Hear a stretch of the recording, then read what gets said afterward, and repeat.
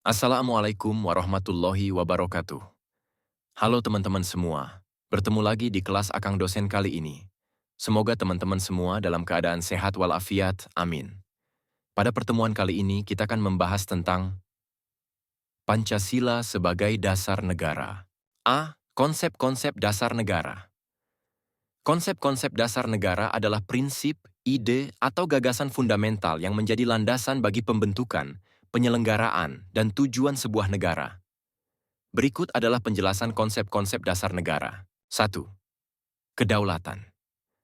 Kedaulatan adalah kekuasaan tertinggi dalam suatu negara untuk mengatur segala hal di dalam wilayahnya tanpa campur tangan pihak luar. Jenis-jenis kedaulatan. 1. Kedaulatan ke dalam. Kekuasaan negara untuk mengatur rakyat dan urusan internal. Kedua, kedaulatan keluar. Hak negara untuk berinteraksi dengan negara lain secara independen. Druha Konstitusi. Konstitusi adalah hukum dasar atau aturan pokok yang menjadi pedoman dalam penyelenggaraan negara. Fungsi: menentukan struktur negara, pembagian kekuasaan, serta hak dan kewajiban warga negara. 3. Hukum dan perundang-undangan. Hukum adalah norma atau aturan yang mengatur perilaku warga negara agar tercipta keteraturan dan keadilan. Peran: menjamin keadilan, melindungi hak asasi manusia, dan menjaga ketertiban masyarakat. 4. Pemerintahan. Pemerintahan adalah lembaga atau sistem yang menjalankan fungsi-fungsi negara untuk melayani masyarakat. Tipe pemerintahan. 1. Monarki. Kekuasaan dipimpin oleh raja atau ratu. 2. Republik.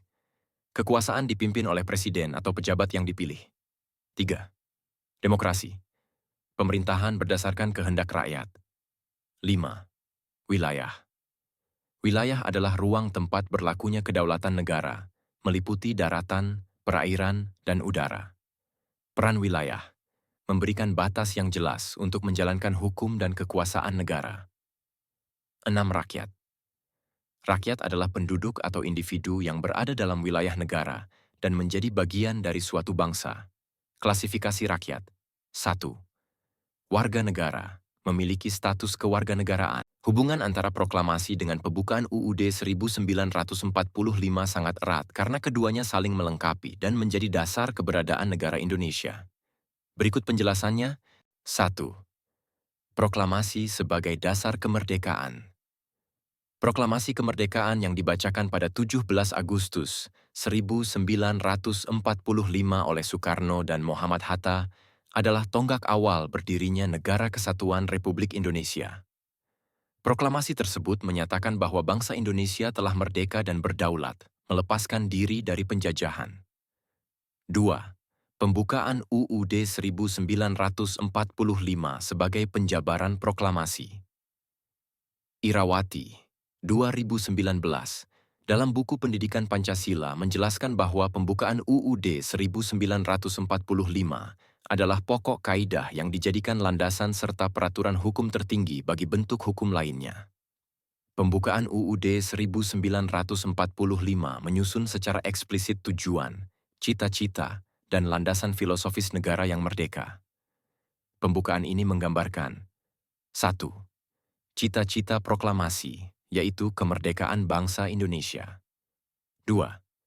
Tujuan bernegara, seperti melindungi segenap bangsa Indonesia, memajukan kesejahteraan umum, mencerdaskan kehidupan bangsa, dan ikut serta dalam perdamaian dunia. 3. Nilai-nilai fundamental, seperti kedaulatan rakyat, keadilan sosial, dan ketuhanan yang Maha Esa. 3. Kesinambungan sejarah dan hukum. 1. Proklamasi adalah deklarasi kemerdekaan yang bersifat politis, sedangkan pembukaan UUD 1945 memberikan legitimasi hukum kepada negara Indonesia. 2.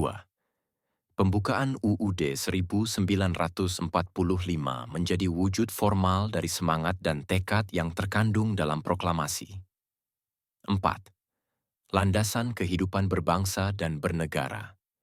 Proklamasi adalah awal perjalanan bangsa, sementara pembukaan UUD 1945 memberikan arahan dalam membangun kehidupan berbangsa dan bernegara, sesuai dengan nilai-nilai luhur yang terkandung di dalamnya.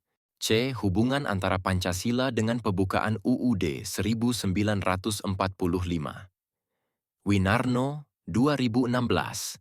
Dalam buku Paradigma Baru Pendidikan Pancasila menjelaskan bahwa Pancasila merupakan dasar negara Indonesia. Kedudukan Pancasila sebagai dasar negara yang bersifat kuat, tetap dan tidak dapat diubah karena terdapat pada UUD 1945.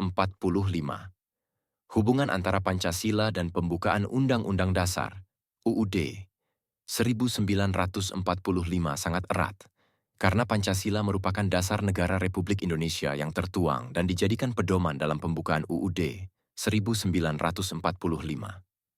Berikut adalah beberapa penjelasan yang menggambarkan hubungan tersebut.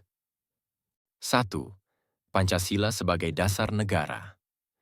Pancasila terdapat dalam alinea keempat pembukaan UUD 1945, yang menyatakan bahwa Pancasila menjadi dasar bagi penyelenggaraan negara. Kalimat berdasarkan kepada ketuhanan yang Maha Esa, kemanusiaan yang adil dan beradab, persatuan Indonesia, kerakyatan yang dipimpin oleh hikmat kebijaksanaan dalam permusyawaratan perwakilan, serta dengan mewujudkan suatu keadilan sosial bagi seluruh rakyat Indonesia, menunjukkan kelima sila Pancasila. 2. Pembukaan UUD 1945 mengabadikan Pancasila. Pembukaan UUD 1945 memiliki posisi penting sebagai pernyataan filosofis dan ideologis bangsa Indonesia. Pancasila diabadikan dalam pembukaan Undang-Undang Dasar tahun 1945, sehingga keduanya saling mendukung. Pancasila menjadi panduan bagi pelaksanaan konstitusi, sementara pembukaan UUD 1945 menjadi kerangka legal yang melandasi keberadaan Pancasila. 3. Pancasila sebagai jiwa dari pembukaan. D. Penjabaran Pancasila dalam pasal UUD 1945. Pancasila sebagai dasar negara Indonesia dijabarkan secara eksplisit dan implisit dalam pembukaan dan pasal-pasal UUD 1945. Berikut penjabaran hubungan Pancasila dengan pasal-pasal UUD 1945. Yang 1. Sila pertama. Ketuhanan yang Maha Esa. Pasal 29. Ayat 1. Negara berdasarkan atas ketuhanan yang Maha Esa. Pasal 29 ayat 2.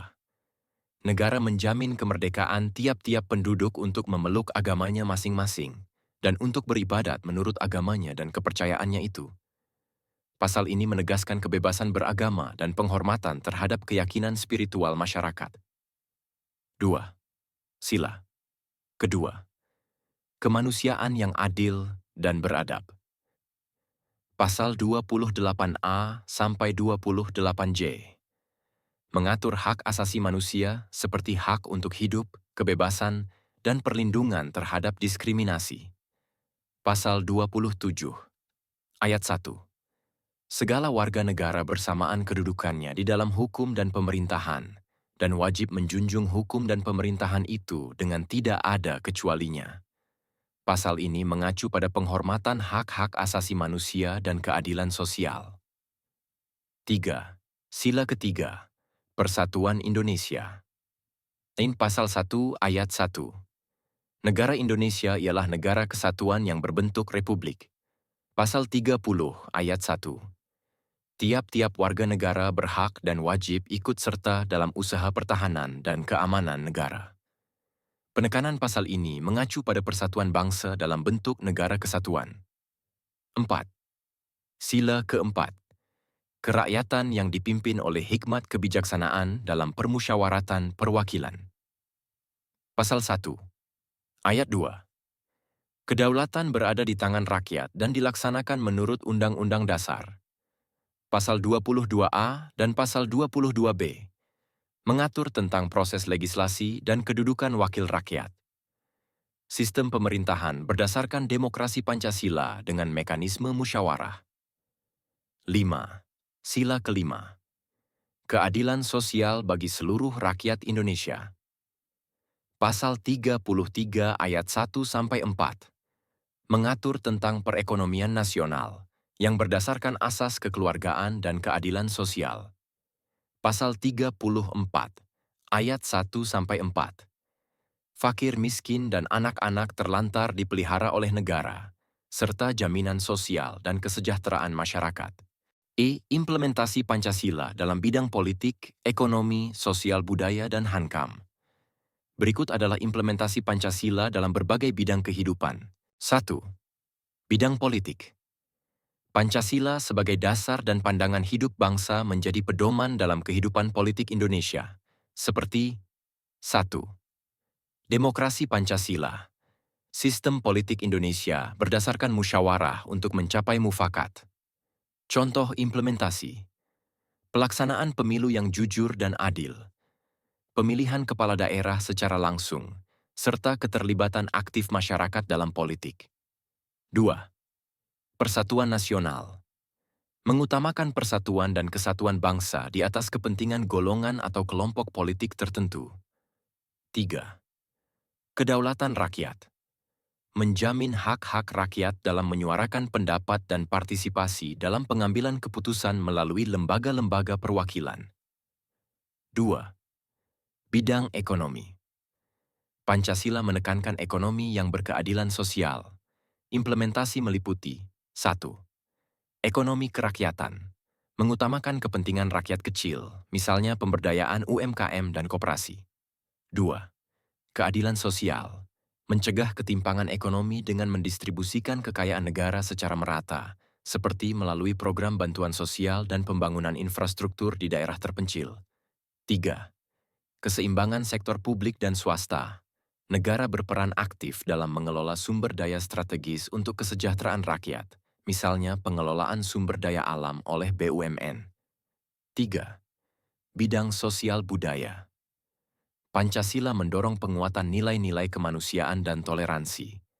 Implementasi meliputi 1. Gotong royong. Membiasakan masyarakat untuk bekerja sama dalam berbagai kegiatan sosial, seperti kerja bakti, posyandu, atau pembangunan fasilitas umum. 2. Toleransi antarumat beragama. Menjamin kebebasan beragama dan menghormati keberagaman budaya di Indonesia. 3. Pelestarian budaya lokal.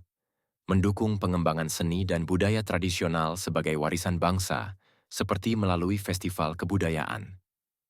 4. Bidang pertahanan dan keamanan. Hankam. Implementasi Pancasila dalam bidang pertahanan dan keamanan mencakup 1. Sistem pertahanan rakyat semesta. Menjadikan seluruh rakyat sebagai bagian dari upaya pertahanan negara melalui bela negara dan peran aktif masyarakat dalam menjaga keamanan lingkungan. 2. Penghormatan terhadap hak asasi manusia.